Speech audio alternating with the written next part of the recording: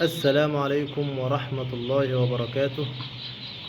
جاي أكلمك عن يوم الاستقبال اللي هو أهم يوم في الدورة عندك، سواء كنت بتربي للبيت أو بتربي للتجارة، وإن أنت يعني الموضوع ربح. فإن شاء الله ربنا يرزق الجميع. لازم في حاجات مهمة جدا تاخد بالك منها في أول يوم،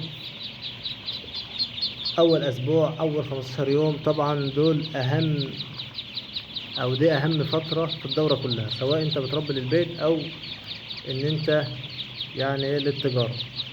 طيب، حاجات هتاخد بالك منها. الفيديو يعني نحاول ما يطولش مننا بإذن الله. المكان طبعا اهم حاجة. المكان لازم يكون يساع البط او الفراخ اللي انت هتجيبهم. يعني مثلا انت هتجيب 100 فرخة، المكان هيشيل 50. انت حطيت 100 وقلت مفيش مشكلة. طبعا مش هتاخد حجم، هتاخد تفاوت في الاوزان، هتاخد وفيات، هتاخد امراض، هتقع في مشاكل كتير جدا. طبعا زي ما انت شايف البط يعني بيبقى جاي على الصوت، لان البط هو لسه نازل. البط ده تقريبا من نص ساعة، فبيبقى جاي على الصوت، لسه طالع من البيضة يعني. فالعين ممكن تكون زي العيل الصغير، يعني بيسمع الاول، فممكن يشوف الصوت فين ويمشي وراه. فانت تاخد بالك من المكان، ما تستهترش بالحته ديت. المكان بتاعك ياخد 1000، حط فيه 1000، ما تقولش هحط 1200 1100. قيس بقى كل ده على على اللي بيربي 500، اللي بيربي 100، اللي بيربي 200. أه. حاجه برضو مهمه جدا، المكان، حراره المكان وتهويه المكان. لازم، دي يمكن من اهم الحاجات، لان الحراره لو البط سقع وهو لسه نازل كده في العمر، اول 7 ايام ما بياكلش ولا بيشرب. فالبطة ما بتاكلش وتشرب، سواء فرخة أو بطة، إلا لما تكون متدفي، التدفئة كويسة، الحرارة كويسة، ياكل ويشرب، يرمي معاك حجم ويرمي معاك وزن، وتصحى الصبح تلاقي البطة زادت معاك غير اللي انت كنت سايبها قبلها بيوم. طيب، الحرارة ما ينفعش تقل عن 33، ما تستهترش بالحتة دي. تمام. الحرارة ما ينفعش تقل عن 33. طيب، اول اسبوع ممكن تنزل 30 تدريجي، انما اول يوم، اول يومين، اول 3 ايام خليك في 33. حاول تثبت الحراره على 33. المكان واسع، الحراره كويسه، ان شاء الله البطه تبدا تاكل معاك. طيب، التهويه برضو، تهويه المكان لازم تكون كويسه. بعد اسبوع انت تبدا تبدا الهواء، تدخل هواء البط يتنفس. انت تدخل المكان تلاقي ان زي ما يكون انت قاعد بالظبط في الشارع، غير ان الحرارة بس رافعة 33 او 30، بس النفس كأنك في الشارع. يعني انت تفتح هواء، وفي فرق طبعا بين الهواء المباشر وبين التهوية. انت بتهوى، بس الهواء المباشر غلط، هتخش في مشاكل جامدة. فانت التهوية تكون كويسة والحرارة تكون كويسة. طيب، تاني حاجة من الحاجات المهمة جدا، العلف.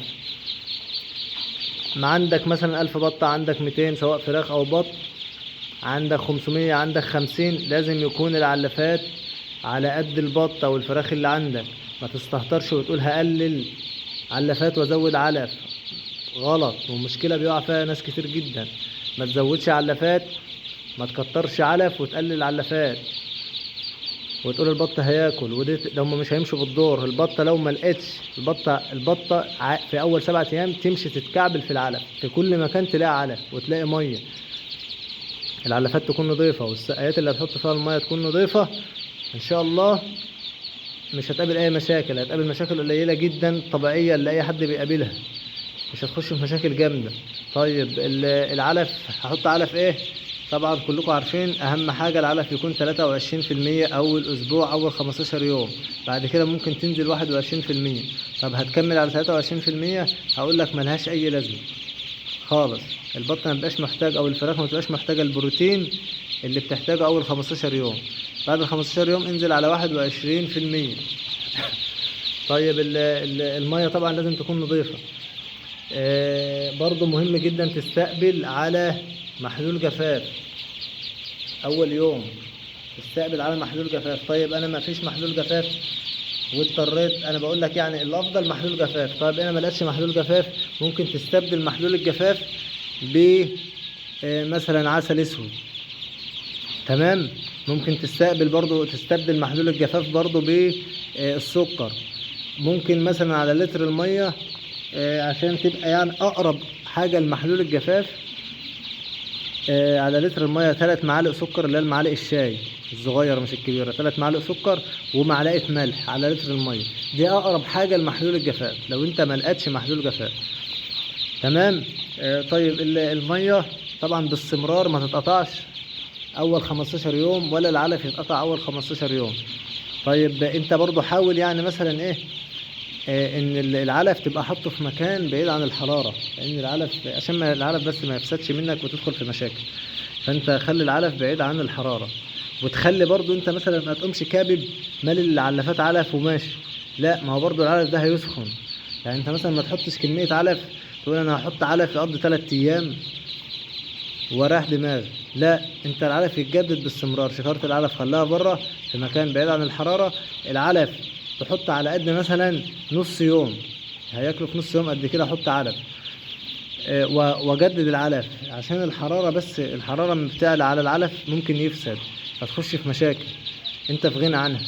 فانت تحط علف يكفيهم مثلا نص يوم، تحط علف مرتين في اليوم، بس العلف ما يتقطعش مش يخلص ويجوعهم. الساعة في عمر أول 15 يوم، الساعة اللي البط هيجوع فيها أو الفراخ ممكن تأثر في النمو يومين 3. مش هقولك يومين 3، خليها يتأثر يوم أو يومين. طب أنت في غنى عن كده، البط والفراخ ما تجوعش أول 15 يوم. تمام. دي حاجات باختصار يعني حبيت أقولك عليها. ويعني أتمنى إن أنت تشترك في القناة وتتابعني، وبإذن الله في إيدك أقدر أفيدك. أي استفسار أو أي تأمرني بأي شيء، أي حاجة عايزها مني أقدر أخدمك فيها، مش هتأخر عليك. هسيب لك رقم الواتس كالعادة في الوصف. والسلام عليكم ورحمة الله وبركاته.